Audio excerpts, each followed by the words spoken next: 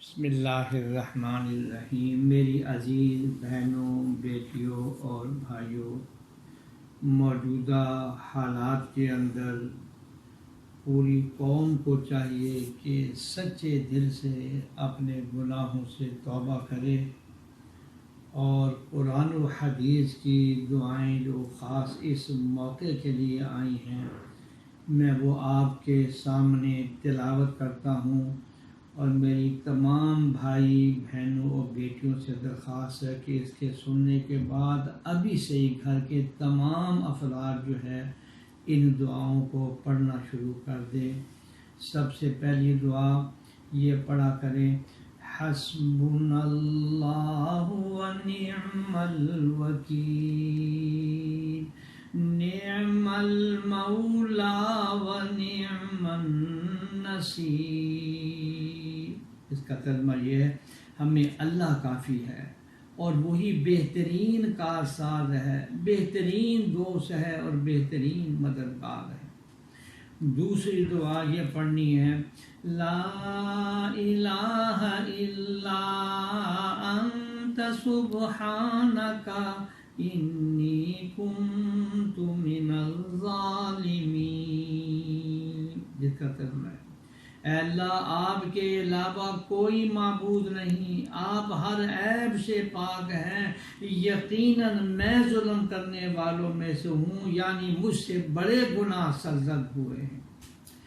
تیسری دعا جو احادیث میں آئی ہے وہ بھی سن لیجئے: لا حول ولا قوت الا باللہ العلی العظیم۔ اس کا ترجمہ یہ ہے کہ گناہ سے بچنا اور نیکی کی طرف آنا سوائے اللہ کے اور کوئی طاقت نہیں ہے، اور اللہ عظمتوں والا ہے اور بلند ہے۔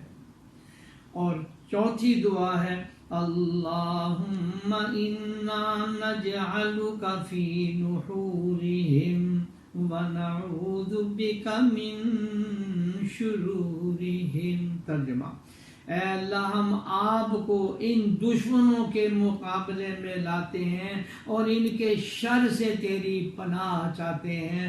جناب رسول اللہ صلی اللہ علیہ وسلم نے ان مواقع کے لیے یہ اسباب، یہ دعائیں ہمیں فرمائی ہیں۔ میں آپ تمام حضرات سے درخواست کروں گا کہ ان کو معمول بنائیں، مگر اتنی بات یاد رکھیں کہ یہ دعاؤں میں قبولیت جو سب سے بڑی ہے وہ یہ ہے کہ ہم گناہ گار ہیں، گناہوں کو نہیں چھوڑ رہے، لہذا سب سے پہلے یہ فیصلہ کریں کہ ہم نے گناہوں سے اپنے آپ کو بچانا ہے۔ غیبت، جھوٹ، دل آزاری، خیانت، ملاوٹ، کم تولنا، ماں باپ کی نافرمانی، رشتہ داروں سے قطع تعلق، پڑوسیوں کے حقوق ادا نہ کرنا، سب سے بڑی خرابی ہے نماز کا ترک کرنا۔ میرے بہنوں، بیٹیوں اور بھائیوں، نماز کی پابندی کریں، امانت کی حفاظت کریں، سود کے لین دین سے بچیں اور استغفار کریں، جھوٹ سے اجتناب کریں اور صلہ رحمی کریں۔ انشاءاللہ العزیز موجودہ حالات جو ہمارے ملک کے اندر آئے ہوئے ہیں، اللہ جل شانہ اس ملک کی بھی حفاظت کرے گا، رہنے والوں کی بھی حفاظت کرے گا۔ یا اللہ، ہماری افواج، عساکر، حکومت، عوام، علماء، تمام ممبران کو یکجان ہو کر یا اللہ اس کے ایک ایک انچ کی حفاظت کی توفیق عطا فرما، آمین یا رب العالمین۔